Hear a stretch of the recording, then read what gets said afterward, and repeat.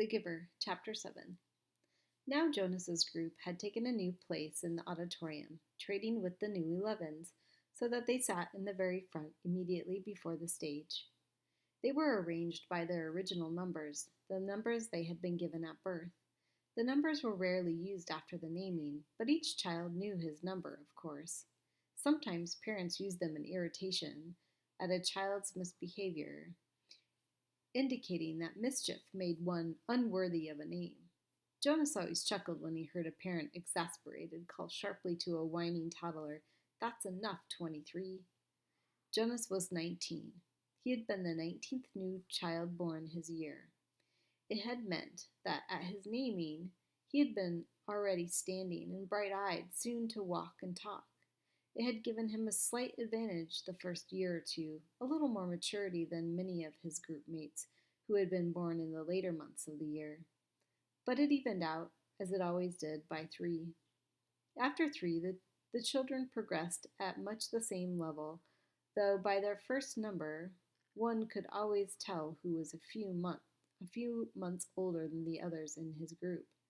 Technically, Jonas's full number was 1119, since there were other 19s, of course, in each age group. And today, now that the new 11s had been advanced this morning, there were two 1119s. At the midday break, he had exchanged smiles with the new one, a shy female named Harriet. But the duplication was only for these few hours. Very soon, he would not be an 11, but a 12, and age would no longer matter. He would be an adult, like his parents, though a new one and untrained still. Asher was 4. He sat in the row ahead of Jonas. He would receive his assignment fourth. Fiona, 18, was on his left. On the other side sat 20, a male named Pierre, whom Jonas didn't like much. Pierre was very serious, not much fun, and a worrier and tattletale too. "Have you checked the rules, Jonas?" Pierre was always whispering solemnly. "I'm not sure that that's within the rules." Usually, it was some foolish thing that no one cared about. Opening his tunic, if it was a day with a breeze, taking a brief try on his friend's bicycle, just to experience the different feel of it. The initial speech of the ceremony of 12 was made by the chief elder, the leader of the community, who was elected every 10 years. The speech was much the same each year. Recollection of the time of childhood and the period of preparation, the coming responsibilities of adult life, the profound importance of assignment, the seriousness of training to come. Then the chief elder moved ahead in her speech. "This is the time," she began, looking directly at them, "when we acknowledge differences. You 11s have spent all your years till now learning to fit in, to standardize your behavior, to curb any impulses that might set you apart from the group. But today we honor your differences. They have determined your futures." She began to describe this year's group and its variety of personalities, though she singled no one out by name. She mentioned that there was one who had singular skills at caretaking, another who loved new children, one with unusual scientific aptitude, and a fourth for whom physical labor was an obvious pleasure. Jonas shifted in his seat, trying to recognize each reference as one of his group mates. The caretaking skills were no doubt those of Fiona on his left. He remembered noticing the tenderness with which she had bathed the old. Probably the one with scientific aptitude was Benjamin, the male who had devised new important equipment for the rehabilitation center. He heard nothing that he recognized as himself, Jonas. Finally, the chief elder paid tribute to the hard work of her committee, which had performed the observations so meticulously all year. The committee of elders stood and was acknowledged by applause. Jonas noticed Asher yawning slightly, covering his mouth politely with his hand.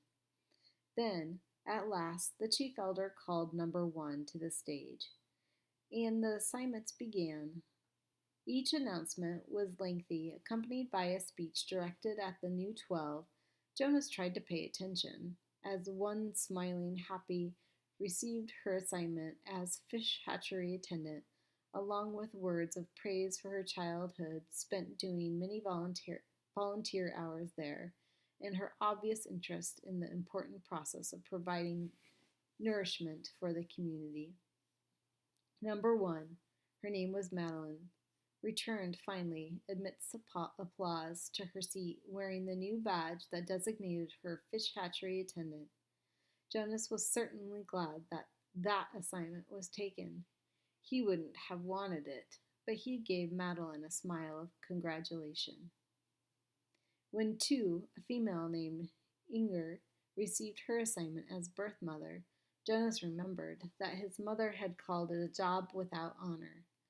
But he thought that the committee had chosen well. Inger was a nice girl, though somewhat lazy, and her body was strong. She would enjoy 3 years of being pampered that would follow her brief training. She would give birth easily and well, and the task of labor that would follow would use her strength, keep her healthy, and impose self-discipline. Inger was smiling when she resumed her seat. Birth mother was an important job, if lacking in prestige. Jonas noticed that Asher looked nervous. He kept turning his head and glancing back at Jonas until the group leader had to give him a silent chastisement, a motion to sit still and face forward. 3. Isaac was given the assignment of instructor of sixes, which obviously pleased him and was well deserved. Now there were 3 assignments gone, none of them ones that Jonas would have liked. Not that he could have been a birth mother anyway, he realized with amusement. He tried to sort through the list in his mind, the possible assignments that remained, but there were so many he gave it up. And anyway, now it's Asher's turn. He paid strict attention to his friend as he went to the stage and stood self-consciously beside the chief elder. All of us in the community know and enjoy Asher, the chief elder began. Asher grinned and scratched one leg with the other foot. The audience chuckled softly. When the committee began to consider Asher's assignment, she went on, there were some possibilities that were immediately discarded, some that would clearly not have been right for Asher. For example, she said, smiling, we did not consider for an instant designating Asher an instructor of threes. The audience howled with laughter. Asher laughed too, looking sheepishly but pleased at the special attention. The instructors of threes were in charge of the acquisition of correct language. In fact, the chief elder continued, chuckling a little herself.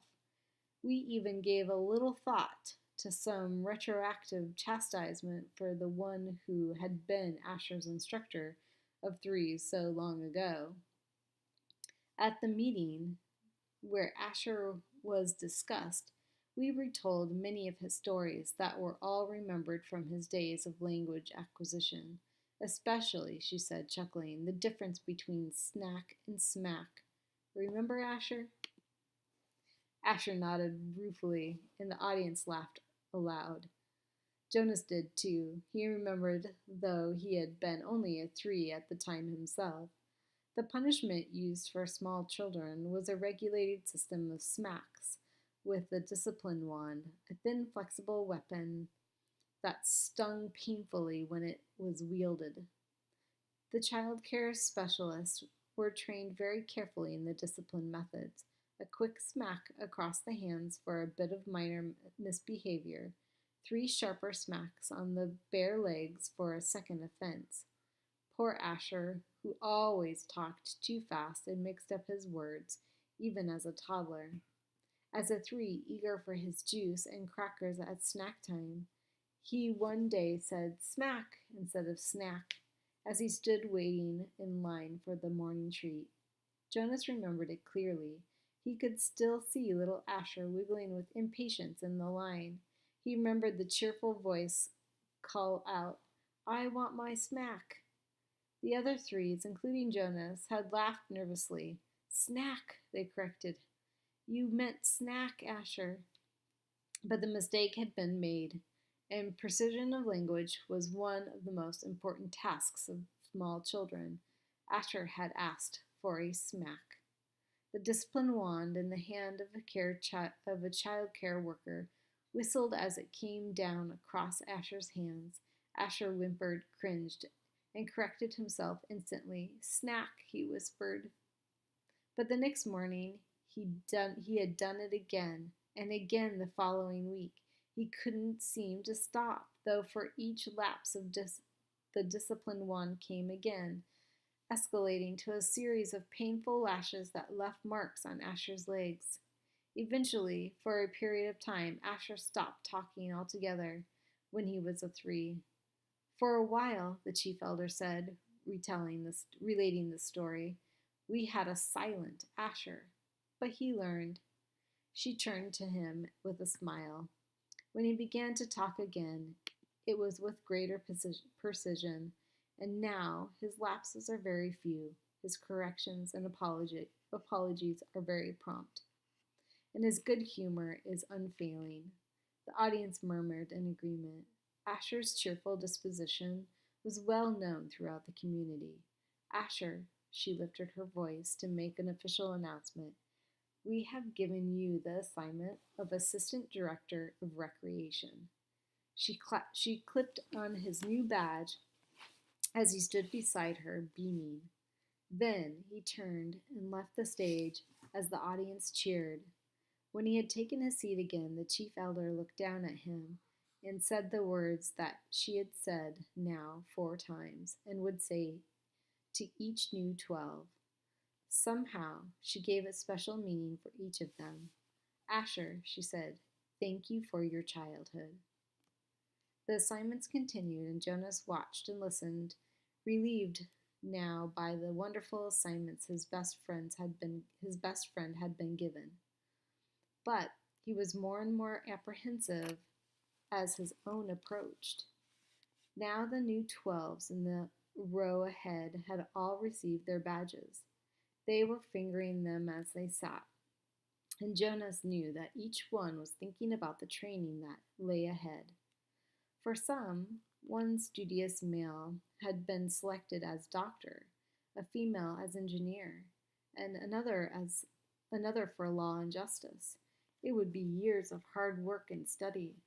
Others, like laborers and birth mothers, would have a much shorter training period.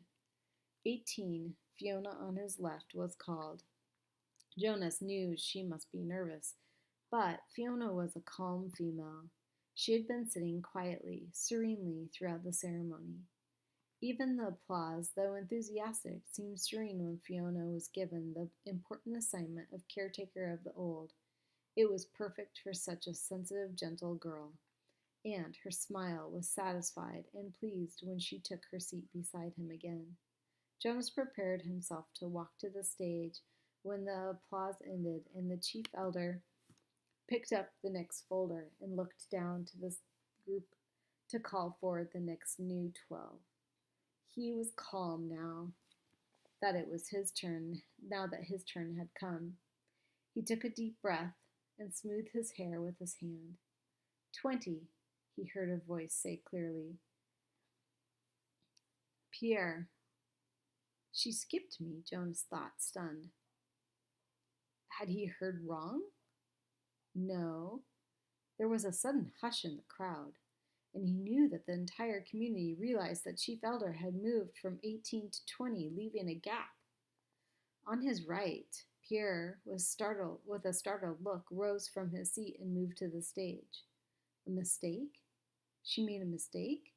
But Jonas knew, even as he had thought, that she hadn't. The chief elder made no mistakes. Not at the ceremony of 12. He felt dizzy and couldn't focus his attention. He didn't hear what assignment Pierre received and was only dimly aware of the applause as the boy returned wearing his new badge. Then 21, 22, the numbers continued in order. Jonas sat, dazed as they moved into the 30s and then 40s, nearing the end. Each time, at each announcement, his heart jumped for a moment. and he thought wild thoughts. Perhaps now she would call his name. Could he have forgotten his own number? No, he had always been 19. He was sitting in the seat marked 19, but she had skipped him. He saw the others in his group glance at him, embarrassed, and even avert their eyes quickly. He saw a worried look on the face of his group leader. He hunched his shoulders and tried to make himself smaller in the seat. He wanted to disappear, to fade away, not to exist. He didn't dare to turn to find his parents in the crowd. He couldn't bear to see their faces darkened with shame. Jonas bowed his head and searched through his mind. What had he done wrong?